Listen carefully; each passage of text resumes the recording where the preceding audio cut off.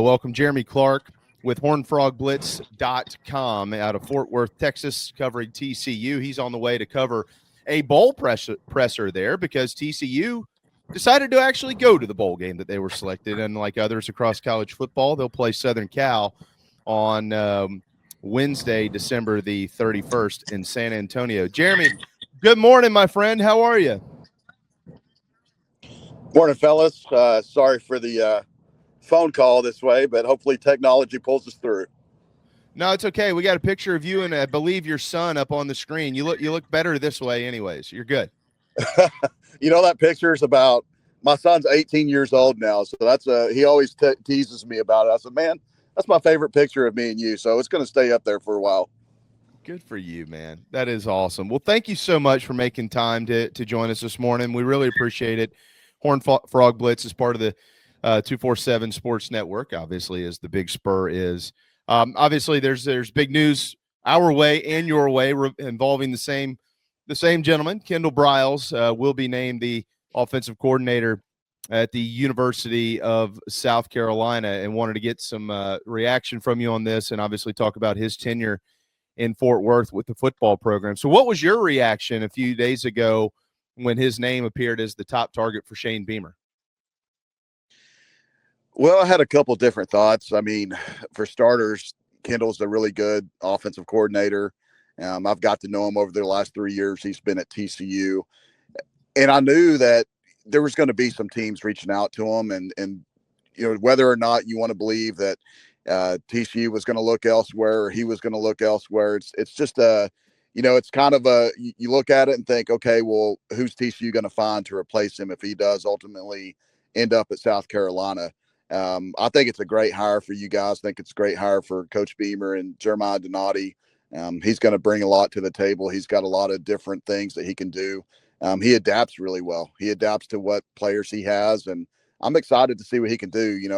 I actually talked to him briefly last night, told him I'm going to root for him no matter what. And, we may look up 5 years from now, fellas, and just see Kendal Briles as a head coach somewhere. Maybe not even 5 years, but I think that's the type of person that you're getting. Jeremy, and agree with all that, and thank you for the time. Give me a synopsis in your time covering Kendal Briles. When he was at his best, what worked the best and was most effective? And when TCU was at its worst, what was the detriment in the offense?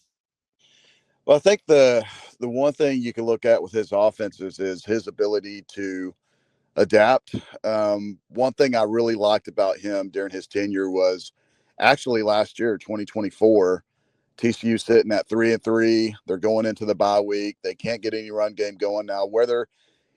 When some part of an offense doesn't work, fellas, there's always going to be a finger to point at. And of course, he's the offensive coordinator, so a lot of people were pointing the finger toward him. But what I liked about his ability last year was the innovative way he involved Savion Williams. He made Savion Williams a lot of money. Savion Williams was a 6'5", 230-pound receiver, and he figured out a way. Let's get this guy. He's the best player we have. Let's get him involved in the offense, maybe running the football. Well, it completely changed the dynamic of that offense. Now, they weren't going out and rushing for 200 yards a game, but having Savion Williams being in the backfield did change some things. It opened up the passing game a little bit. Teams weren't able to load the box with 9 guys to stop the run and make Josh Hoover. It just changed a lot of things. And you look up, TCU won 6 of their final 7 games, finished 9-4, which included a bowl win. But I really liked that part about him. Some of the things that you might hear about was kind of the inconsistency, the run game. He is going to get the blame for that because, let's face it, TCU didn't run for a lot of yards the last 2 years. I think there's a lot of reasons behind that. They only averaged 113 last year. They improved to, I believe, 126 this year. A little bit of an improvement, but whether you're talking about the lack of execution from the offensive line, whether the personnel just wasn't good up front for TCU, there were some moments where, there was some game management questions, sometimes where maybe things are working well, then you'll get a trick play out of the blue, which offensive coordinators, Kendal Briles, let's face it, is not the only guy in America that likes to try things. And there were some times where fans would kind of get onto him a little bit for running the wide receiver screen or the tunnel screen. I think against Houston this year, the tunnel screen actually worked about 7 to 8 times. So yeah, it's not a great play call, but when it's working, it's working. And other things I think some people might have some doubts against, like if they felt like something was working, he got away from it too soon. Now I'm going to be Kendal Briles apologist here. I think he was really good 90% of the games he was involved in, and TCU's 8-4 season last year and 8-4 this year during the regular season was not simply because of Kendal Briles in the way the offenses were lacking in some games. I think he did a very good job. If you look at last year, Josh Hoover set the TCU single season record for passing yards, and then this year he had another 1,000-yard receiver. So there's ways that I look at South Carolina's personnel, and I'm looking at a guy like Lenore Sellers, what Kendal Briles can do with a quarterback like that, because as good as Josh Hoover is, he's really wasn't the type of quarterback Kendal Briles has coached in the past. He's a dual threat guy, and just looking at what he can do with that type of talent, I've had very high expectations for that. Very well said. I couldn't agree with you more on that. We were discussing a lot of the quarterbacks that he has coached in his time. One of the things that Kendal Briles has done as an offensive coordinator is take over offenses that were really not good at all, Jeremy, as you know, and get them turned around in 1 year. But that wasn't the case at TCU. He took over an offense under Garrett Riley that was electric and record-setting. They went to a national championship, and then Garrett, of course, departed the program. So what was that transition like, bringing him in under Sonny Dykes, who himself is an offensive guy, but having to try to maintain the standard that had just been set, scoring almost 40 points a game under Garrett Riley? Yeah, that was tough. I mean, you had a lot of great weapons on that team: Max Duggan, Quentin Johnston, Kendre Miller. And let's face it, the weapons weren't as good as those guys that they lost from the previous year. I mean, everyone knows Max is, he really caught lightning in a bottle. I thought Sonny and Garrett did a really good job developing him and letting him have the season he had. But when I look at Kendall, what he was able to accomplish his first year, Kendall came in from Arkansas, and this is what I like about Kendall. Kendall adapts to his personnel. When he left Arkansas, I think the Razorbacks had the 7th leading rushing offense in the nation, in the SEC. He's coached at a high level in the SEC, and that was really impressive to me.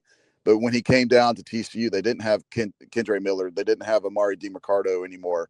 So he had to rely on a guy like Chandler Morris, rely on a guy like Josh Hoover, and he adapted in that way. He lost a lot of offensive linemen from the year before, but it was a tough situation for him to go into, because you are coming off a team that just went to the national championship. You are coming into a situation where you're going to have high expectations no matter what. You're a noted offensive coordinator that has had success no matter where he's gone. So he came in kind of just stacked up against the wall is the best term I can use. But I think when you look at it in the end, TCU was still in the upper half of the Big 12 in total points per game, total yards per game. They went 5-7 his first year. They had some games where the offense wasn't effective, but they also had some games where the offense looked really well. So I think if you ask any TCU fan, there's going to be 80% that are sad to see him go, 20% that never wanted Kendal Briles in the first place for whatever reason they had. But I like I said in the beginning of the show, I think it's a loss for TCU, because I really feel like he's an offensive coordinator out there. It's a young up and coming coach, been good at every stop that he's had, and he knows how to get the best out of his players. And, like I said earlier, I feel like with some of the South Carolina players, he's going to get the best out of them. And I don't know what South Carolina finished last year, 15th in the SEC in total offense.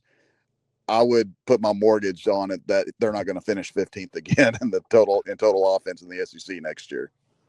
Well, just 14th, and they'd be in a bowl.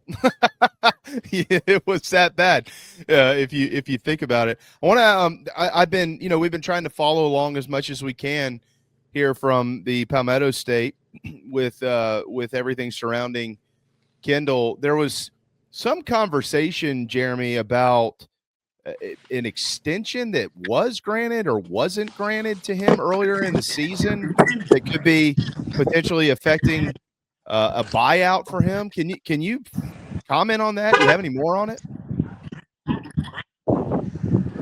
I think I heard you guys ask about the extension. I missed a lot of the early part of the question. I can confirm there was extension signed last year. It wasn't this year. But I don't know what the buyout entails. I don't know what he signed the extension for, how much money it was or anything like that. But I can't confirm that was something that we didn't know as the media that covered TCU. We didn't know that last year. So this was kind of a surprise to us when we were finding that out yesterday as well. Okay. Not that it's relevant necessarily, but I know that there was some conversation about it. What about since he's been there? What type of interest are you aware of from other football programs across the country in Kendal Briles? Has he received calls to take other jobs?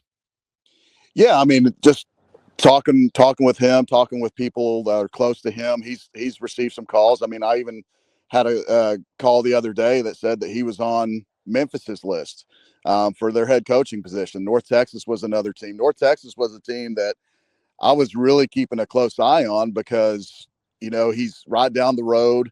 And if you're from Texas, you know the last name Briles, just simply because Art Briles was a high school coaching legend. He obviously had great years at Baylor. And that Briles name carries a lot of weight still to a lot of these high school coaches in Texas. So North Texas, and even Robert Griffin had made a comment, RG3 had made a comment on the broadcast when TCU was playing Cincinnati last game of the year. And that was another really impressive game for Kendall. But that was a situation where, yeah, you're starting to hear some of these G5 schools starting to come into the picture a little bit. Obviously, there were some P4 programs like South Carolina that had reached out, and he had options the last couple of years, guys. This is a difficult question to ask, but I'm going to ask it anyways, Jeremy. Do you believe, this is a personal opinion now, do you believe that Kendal Briles would already be a head coach if it wasn't for some of what has followed his name and his father's name along for the last 10 years? Well, I mean, it just depends on who you ask. I mean, yeah, we got calls. I'd received some calls before he was even hired at TCU. Hey, how do you think the fan base is going to handle this? And I said, I'll be completely honest, guys. TCU fans don't like the Briles last name for whatever reason. There was a big rivalry, not only just between Art and Gary Patterson, but you hear all that stuff that happened back in the day at your rival schools. So Briles, I mean, to me, for TCU to hire him, it was taking a risk. I will say this. I think a lot of those schools that are still calling about him, I don't think his last name is hampering him as much as people would think, or even maybe as much as people would hope. It's, he's obviously been at multiple stops since that situation. He's been at a handful of P4 schools, and if any place wouldn't have taken a chance on Kendal Briles, you would have thought there's no way in the world TCU would ever hire a Briles. And look what happened. They hired a Briles. And I can promise you he's been a model coach. The 3 years he's been here, he's been awesome. He's been great to the media.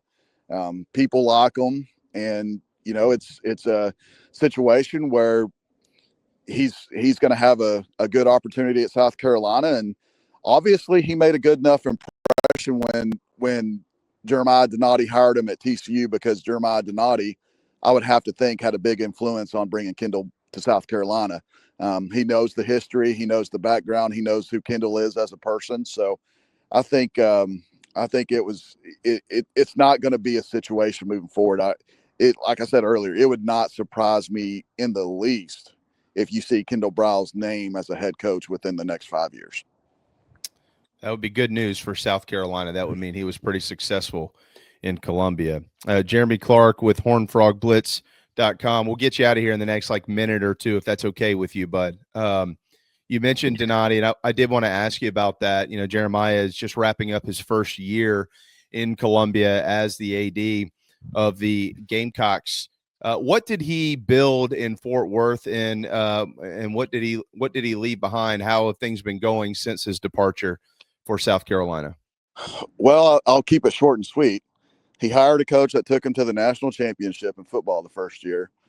He hired a basketball coach in women's basketball that has completely made TCU women's basketball a relevant program. They're now a perennial top 10 program.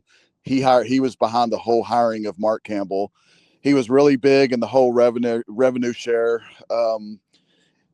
stuff that when it first came out and the NIL came out, he was very active and involved in that. He's going to be good for South Carolina in that role.